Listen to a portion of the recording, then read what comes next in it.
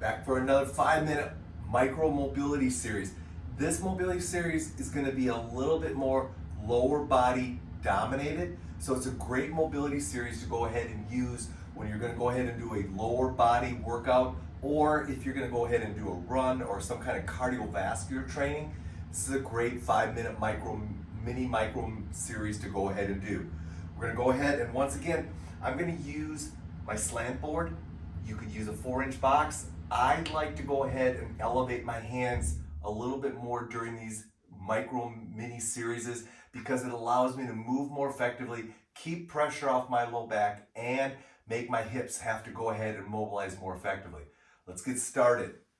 The first movement is going to be one that you've seen before, but we're going to do the world's greatest stretch, and we're going to go into this hip lunge position.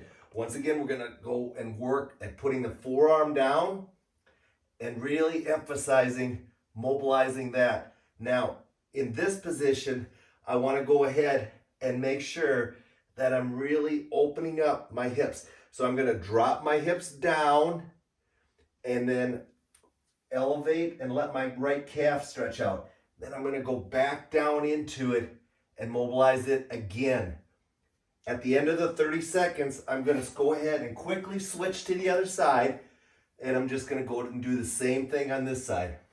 You're welcome to lengthen out and go longer periods if you want, but I'm going to use this as my first movement to open up.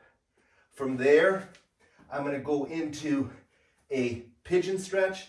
Once again, I'm going to use the box here to create leverage for myself to drop down. I could also go ahead, I like to hold my foot to really allow me to drop into my hip. Now the pigeon stretch to me is a very important stretch from a hip rotation standpoint. So we're going to actually go ahead and work this for 1 minute. I want to go ahead and really challenge myself. I'm going to move around my upper body. I'm going to drop down.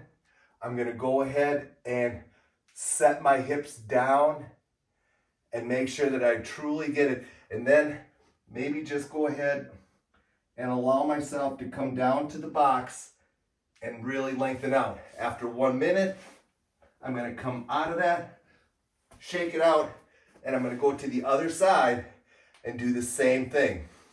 I won't demonstrate this completely, but you're going to get the idea. I really want to emphasize hip rotation and opening up that hip. That'll be your exercise number 3. Exercise number 4, I'm going to go ahead, put my foot up here. This is going to be a 2-part series. I'm going to start by just mobilizing my hamstring and calf by straightening my knee and pulling back my foot. For 30 seconds, I'm going to do this. Feel free to switch hands, position your body differently as you go through it. From here, you're going to see I'm going to turn and going to kick my right foot out, and I'm just going to drop back, stretching out my groin and hip internal rotation on my right. Just rocking back. 30 seconds of this. Again, feel free to go longer if you want. At the end of that movement, I'm going to go ahead and come out of it and go into exercise number 5 by just switching sides. I'll show you how I do it on this side now. Just again, pulling my foot back and dropping down. I like the incline board on this once again because it just offers me a little bit better leverage for my foot to push into versus the box itself. The floor will work fine. Feel free to go ahead and just use the floor. And then drop yourself. Now notice how I kick my left foot out to work more hip internal rotation as I'm rocking into it, stretching and holding, back off. Keep your breathing controlled. Allow it to go ahead and stay relaxed as you go through that. And then come out of that. And there you go. You shake your hips out a little bit and you're good to go for another 5-minute micro mobility series.